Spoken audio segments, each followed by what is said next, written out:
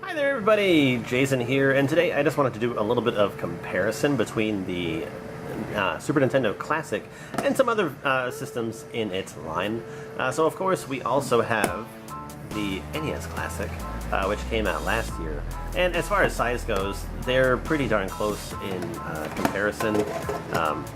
Dimension-wise, it seems like height and width, they're almost exactly the same. Super Nintendo is a little bit shorter in this direction, but I mean that's really about it. These guys are both incredibly tiny, but that's beside the point. You can go over there. Please don't fall off my table.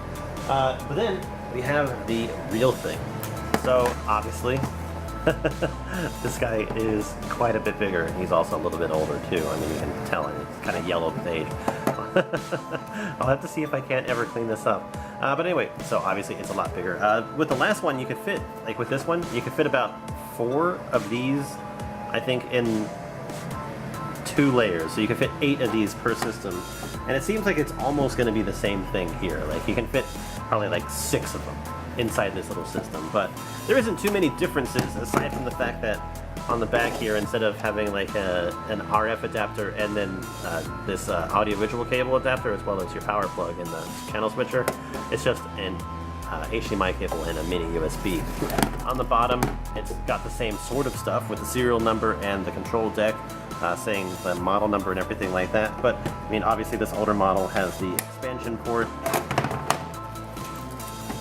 Oh, there's something broken in there. And then you have the controller ports, which these work and these do not. But then, on top of that, you have this guy, which, when it comes to the actual Super Nintendo, is a lot closer to like the whole like mini aesthetic.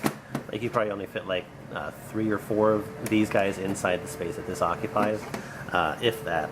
But this one is obviously a newer style top-loading device, much like they redid the NES in its life cycle as well. But this one has your power switch, reset button, no eject button for the actual cartridges. This one, it's seen some use at your Super Nintendo.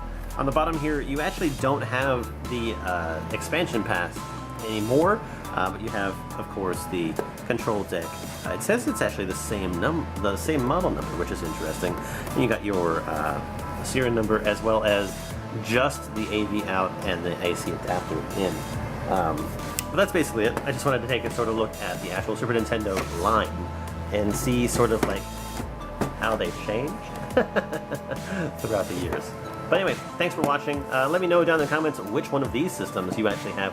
Like, did you grow up with one of these guys? Or were you actually lucky enough to get one of these, which I actually like a lot better. This one sort of stays in my entertainment system. This one is just more like a display spare piece. I'm going to actually have to use some of the techniques that I've seen on YouTube, like stuff like what the 8-bit guy does, and see if I can actually clean that up using his, retro bright method.